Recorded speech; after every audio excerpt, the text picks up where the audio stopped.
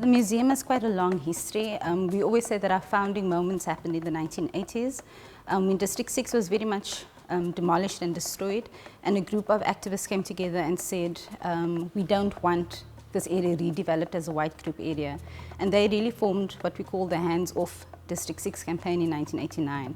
And so we always talk about our founding moments in that period. That was where the idea came up that we should have a memory project for District 6. So not the idea that we be a museum and a building, but that we actually work with the memories of people, we work with the community of District 6. I think the power of the place is that tourists visit it because it's one of the few places in Cape Town that really tell you the impact of apartheid era laws on communities. So you really begin to see people's everyday stories of apartheid. And I think that really connects with tourists who are trying to sort of understand, what is this enigma that we call South Africa and what is this enigma that we call Cape Town. We really make a concerted effort to work with our elders, our former residents of District 6. It's about engaging with people, it's about relationship building, it's about not mining people for their memories, but really working with them in order for them to express their memories in very practical, creative ways as well.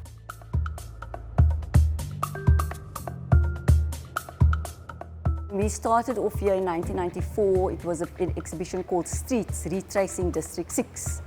And they just come across the collection of the street signs. So what you see around you is very much the kind of handmade, it's all kind of interrelated stories translated by artists and the community itself. So we worked on various levels to shape the kind of materiality of the space. Not a top-down approach, but rather getting a collective of people together. So it was historians, academics, artists, the community that kind of shaped the aesthetic of the museum that you see today. Peggy Dalport, one of the founding members of the District 6 Museum, also artists, she was very instrumental in pushing the aesthetic of the museum through the lens of artists. What's very fascinating and I think very encouraging is that younger people are engaging with the history of District 6, and particularly the trauma of forced removals and what does it mean, and the kind of loss of that identity that shape people in a community like District 6. And how do we reclaim that space? And I think artists like Harun Gansali, he's been doing some exciting work. He had changed the name from Zonnebloem to District 6. Very powerful. It was a very powerful interaction.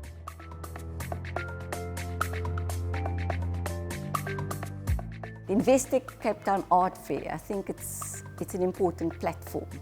I think in terms of its reach to a number of audiences that may not know about the District 6 Museum, for example, and what we do, and how we work with artists. And it also engages people to look beyond just, the kind of traditional sense of galleries and museums, because we're very much not that kind of space. We're not a traditional space.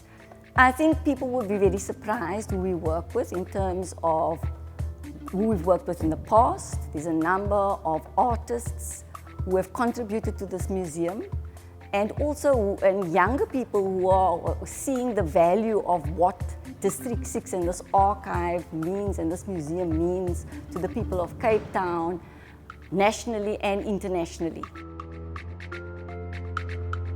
We talk about South African history and a collective history.